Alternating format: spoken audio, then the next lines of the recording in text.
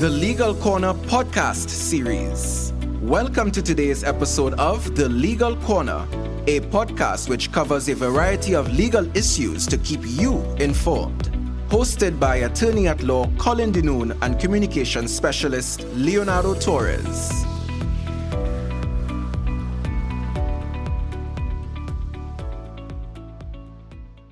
It's great to be back with you on the Legal Corner podcast series. In this, our penultimate episode for season 2. Our distinguished guest today is Mr. Jahmel Brown, and the theme for today's episode will be Spotlight on Youth, the Jahmel Brown Story. Just to tell you a bit about him,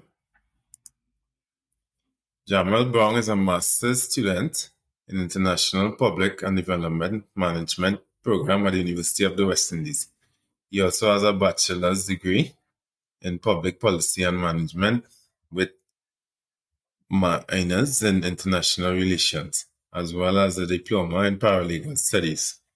He is highly involved in youth leadership locally, regionally, and internationally, and he's involved in several leadership roles, including a member of the UNESCO Global Youth Community, a member of the Generation Democracy, a Harvard University Aspire leader, a youth advocate for Jamaica Youth Advocacy Network, a former Caribbean Youth Fellow for the International Republican Institute based in the US, former ambassador for the World Literary Foundation and National Youth Policy Reviewer for the Caribbean Regional Youth Council.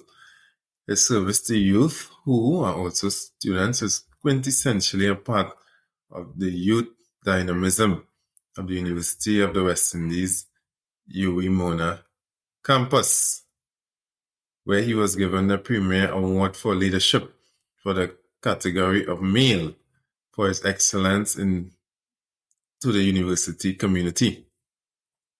This includes, but is not limited to being a UWI Stat Ambassador, the External Affairs Chairperson for UWI Mona Guild Commuting Students, the Opportunity Hub Facilitator for the Commuters Opportunity Hub, where he has shared over 6,000 opportunities to date with over 2,000 UWI students.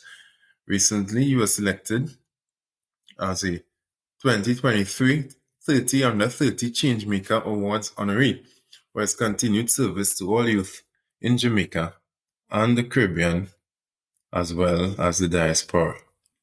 Good day to you, Jahmel, and welcome to the Legal Corner. Yes, thank you for reaching out on LinkedIn, a professional platform that has served my development on this youth leadership journey. And I'm grateful for the invite because this gives me a platform where I can share my insights on my journey and what it took to become a leader, to become the leader that I am today, to help persons not just in Jamaica but in the Caribbean and even the diaspora if needs be. And I'm grateful for the opportunity to come on today. Thank you very much. Great. Jahmel, tell us a bit about your background, because I was really touched by your whole story when I saw it on LinkedIn, and hence the reason I wanted to have you on. So tell us a bit about your background, how you grew up, and things like that. My name is Jahmel Brown, as I would have stated earlier. I am a youth leader and youth activist. I am from the country Jamaica. I'm involved in several youth councils, several youth organizations, and one of those organizations would have given me the ability. It would have given me ability to help persons by creating an opportunity hub at the University of the West Indies, Mona campus, and also it extends to the Western Jamaica campus. I didn't notice that it was going to extend at first, but due to its popularity, it was able to help persons not only at Mona but also at the Western Jamaica campus. Beyond that, beyond becoming a youth leader, youth activist, I'm also a person coming from the inner city community of Toyo. where I'm grateful for all the initiatives that I've done to help persons who would have come from marginalized communities and who would have been affected in society. I'm grateful for the opportunity I've been given to aid others on their journey. And that's me. All right, Jahmel, well, basically, I know you would have come from a very sort of, if I want to call it difficult situation, where I believe you said that your dad would have been selling nuts and these different things like that. So I just wanted to tell us a bit how that was like, what sort of challenges you would have encountered with that sort of background. Okay, so being an inner state youth was not easy because I grew up in a small, also a very, very small household with several siblings and my mom, aunt, and also my father was there at times. He is a cabman downtown, and also my mom and domestic workers who wash people's clothes for a living.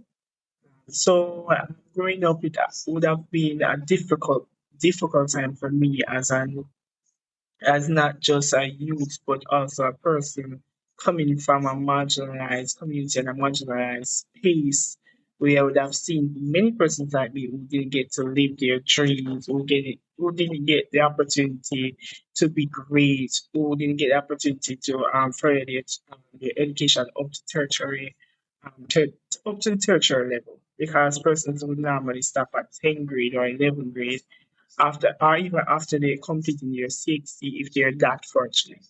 So I'm coming from a place where many used to get the opportunity that I did. And I got the opportunity that I did because I would have that resilience, that spirit, that persistent spirit to continue in the face of adversity.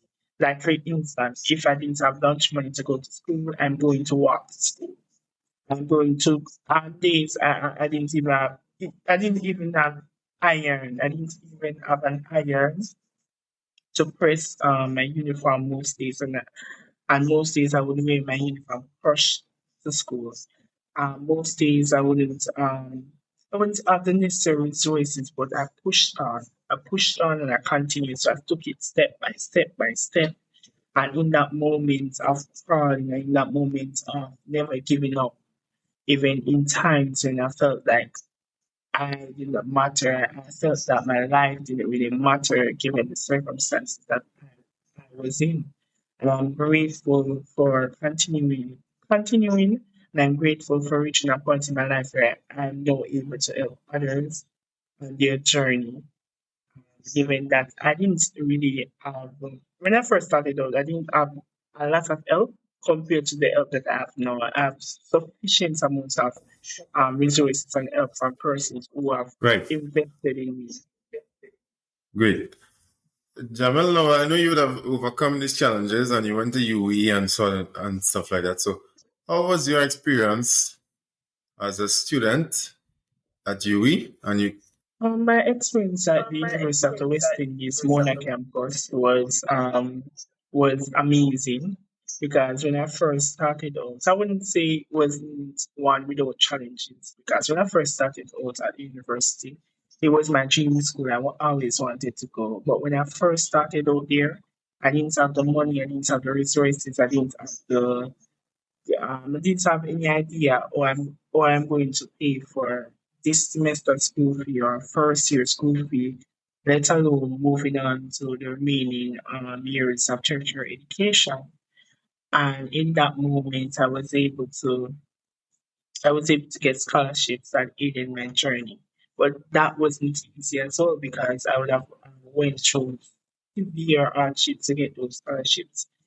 I remember times where I have to use my phone to do presentations, classwork, attending classes in COVID to manage and maintain my grades so I can get scholarships, to apply for scholarships. Because I realize I didn't have the adequate resources, but I know if I apply myself, I can get the money and I can get the resources to apply for scholarships to continue my education. And it paid off in the sense that I was able to graduate last year with honors, and I'm grateful for that opportunity to not only break the cycle of struggle and poverty, but also become the first in our family to do so, and also reflecting a change in our community, showing other persons that, hey, I can do it too.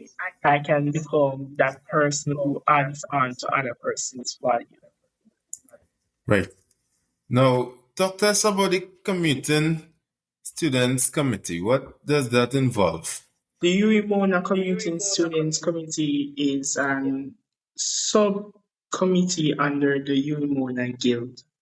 So it's basically a committee that it's for commuting students to help them at the University of the West Indies Mona campus. So we are a committee that is geared with initiatives, events, and different activities geared towards helping students on the campus, and as well as uniting and advocating for all community students. Students who, for example, who do not live on all. So it's regular students who commute on a daily basis to the University of the West Indies, Mona campus. So on that position, on that committee, I was an external affairs chairperson, and in that position, I was able to do a lot of initiatives, events, and different activities to gear towards helping students. And in that position, I was given the opportunity to create the opportunity hub. And and in that opportunity hub, I was able to service up to today over 2,000 US students at the University of the West Indies, Mona, to the University. I know that as Okay. part of the Commuting Students Committee, there was this whole aspect of a hub. So, what was the reason behind creating this Opportunities Hub, and what does it entail or consist of? So the reason behind the opportunity hub it was about basically my upbringing. So growing up, I was segregated and lacked the opportunities to create the life that I wanted.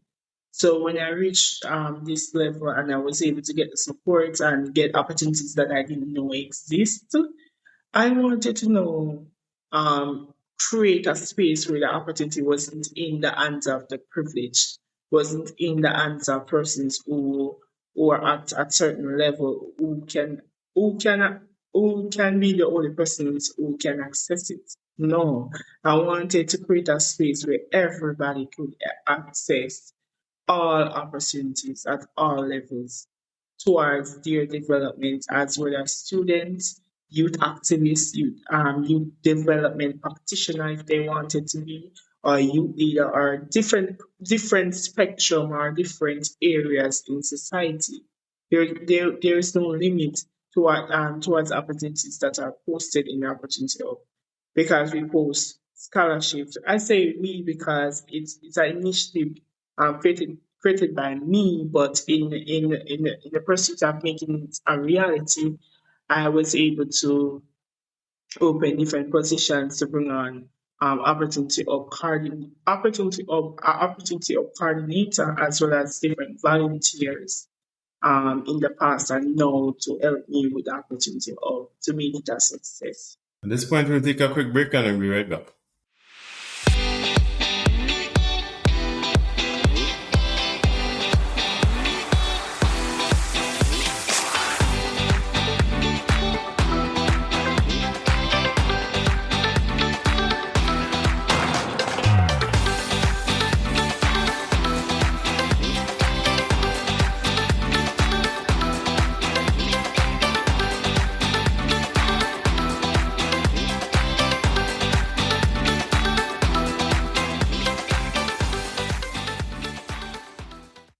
Okay, welcome back and thank you for staying with us. Jahmel, before the break, you were just giving us a bit of a rationale for the genesis of this opportunity hub that was created under your leadership.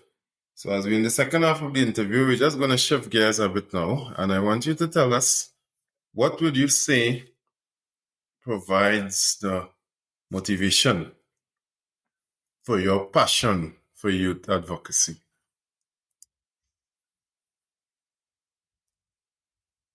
So my motivation and passion for my advocacy, as I would have mentioned earlier, stems earlier when I was talking about advocacy, stems really from my upbringing, my lack of resources, my way of how I would have seen life later on now as I'm a young adult and also a youth. So my upbringing has a lot. That to say about my passion and my motivation to why I really do what I do now for youths. To volunteer at an extensive basis to all youths without really benefiting from it. I do it because growing up as someone who didn't really have the support, who didn't really have the motivation, who didn't really have the passion or the support of others to help me along my journey was very painful because I didn't know the person I was going to be. And coming from my area, society already labeled you and put you in a box, labeled you as an at-risk youth or an unattached youth or an innocent youth, and they label you in a way that you feel like you can't be anything than those things. And it's very difficult for me as a youth to move away from that. So my motivation really comes from that, comes from seeing through that broken lens and saying, you know what, I'm going to inspire other persons who are going through the similar interactions in life to say, hey, you can be anything you want to be. You can be the change. You can change that narrative that persons think about you. I know you have been all over the world, you have met different people and so on. So who would you say was the most interesting person that you have met thus far? The most interesting person that I would have met, this is a hard one because I've met a lot of interesting persons along the way. I would say the most interesting persons that the most interesting person that I would have met would have been on the starting out of my journey. I would say Sujay Baswell. He is a youth leader.